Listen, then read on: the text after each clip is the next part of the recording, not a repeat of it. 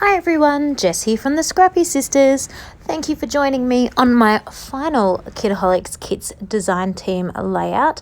I am super excited to be sharing with you my final layout for the month of October. I have loved joining the Kitaholic Kits for this month and using the divine Cocoa Vanilla Studios Unforgettable collection. So I had two pieces of this same beautiful wreath paper, and I left one completely as is, and the other I fussy cut the floral cluster off and used the beautiful watercolor blue paper that is on the other side. So I used my glue to stick on the other half of the flower cluster and filled the whole wreath into a full circle. And then I've got these two little cute photos of my little man when he first had his try of solids, eating some pumpkin.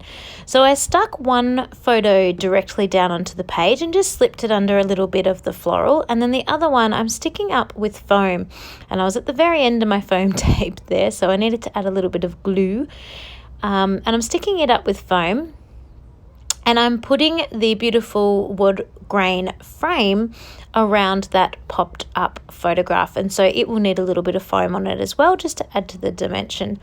And there's a lot of dimension and a lot of layers that's going to come into this layout, and I was really happy with the way it turned out. I have used a lot of my supplies. I pretty much have nothing left at this stage of time. Paper, that's about all. So I was really excited with how it was going. I've got the large floral pieces and the frame, and then that's about it.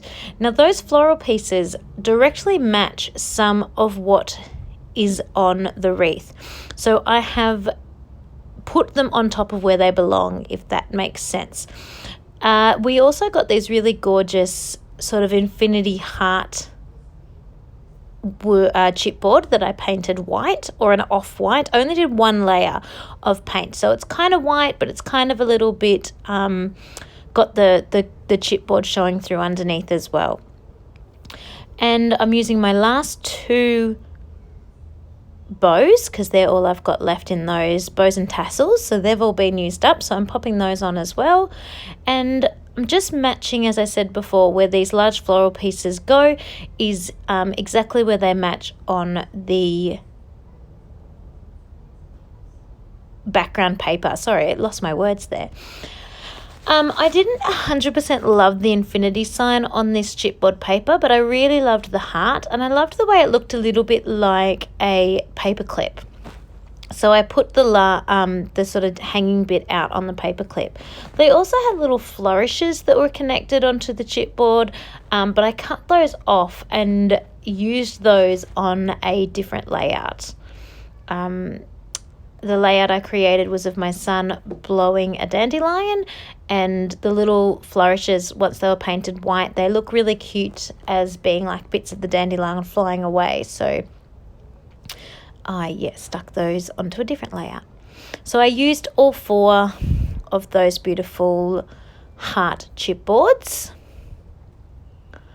And then, as I said, because I don't have any of the ephemera left, it's all gone, I pulled out some of the beautiful butterfly paper and fussy cut some more of these butterflies out.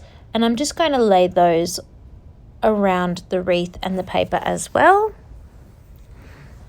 Just making little clusters where the hearts are already, basically. And sticking them all up on foam too, just to add a little bit of dimension there. And you'll see in the photos at the end that where I've stuck the extra piece, the extra big floral piece of the wreath, the top part of the wreath, and then that sort of has a little bit of lift to it, and then using the foam to stick up the extra pieces of floral, add a little bit of dimension, and then the foam on the butterflies. There's just so many layers going on here, and it's beautiful. I really love the way it has turned out. Once I stick down all these butterflies, I'm wondering what to do next because I don't really have any supplies left. I'm pretty much done. But it looked like it was missing something. It didn't look quite right to me. So I pulled out literally everything that I had left. So I had the October sign, I had the envelopes, I had the real flowers, and then I had these arrows. But none of that was really going to work. So then I pulled out my papers, and I've got a few little scraps and a few little bits and bobs, and I thought maybe that's what I need to do. And a few little layers behind my photographs. So that's what I decided I would do, especially behind that photo there that doesn't have the frame. I thought I'd use some of these little scraps and see what I could come up with.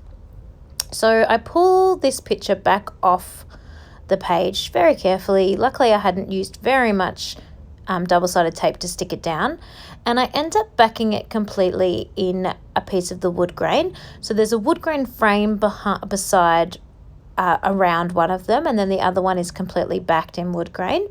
And then I just put a little bit of that pink and coral watercolor wash and a piece of the little tiny floral paper, and then I decided I wanted to do the same on the other photo as well. So I left it with the beautiful wood grain frame around it, but I put a little bit of that watercolor and a little bit of that little floral underneath it too. And that just helped pop those photos off the page a little bit more and give them a little bit something else to sort of grab your attention and to lift the photos a little bit when there's so much other color going on around the picture, around the pictures with the floral frame, oh gosh, I can't talk, sorry, and the butterflies. So I was really happy with that extra pop that those colours, those little layers had done there. Now obviously it would have been so much easier if I had have thought of this before sticking my photos on, but I managed it and it didn't cause too much mess or drama to it, which is good. So now I'm popping on a few of the enamel dots. You can see I've still got quite a few left considering how much I have created. I have created so far 6 layouts and 6 project life spreads, or 3 double page spreads. So I'm really happy with how far this collection has gone. And I've still got quite a bit of paper, and you can see I've got quite a bit of that thickers pad there. So I could almost do something else if I embellish it with that thickers pad and embellish it with maybe the cutout butterflies again. So I might just sneak one more in if I can and use up some more of the paper. I'm not sure yet. We will see. I'm not sick of the collection yet. I love it. So because there's so much joy coming from the collection still, I very well might see if I can sneak in another one, and then I'll do a share of all the things that I have created for you. So I'm just sticking on my title. It's just really simple, called Pumpkin Face, because I think there is more pumpkin all over my boy than there is in his mouth, but that's what happens when they first start eating. And you'll see there that I doctored the G to make a C. Very, very simple doctoring, so that was easy. And then a little bit of Heidi Shine just around the clusters where the butterflies are. And we are done. So I have got some close-up photos for you. Again, I hope you have enjoyed watching me create today's layout, and hopefully you followed along with the other 4 layouts I have created. They are shared here on the Kitaholic Kits channel, and they're also shared over on my own channel at Scrappy Sisters. So feel free to come and check me out and see what you think. So thank you very much for watching.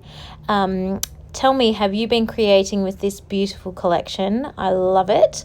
And I will catch you again next month with some more design team layouts and another, I am certain, beautiful, beautiful collection. Thanks everyone, and I'll see you next time.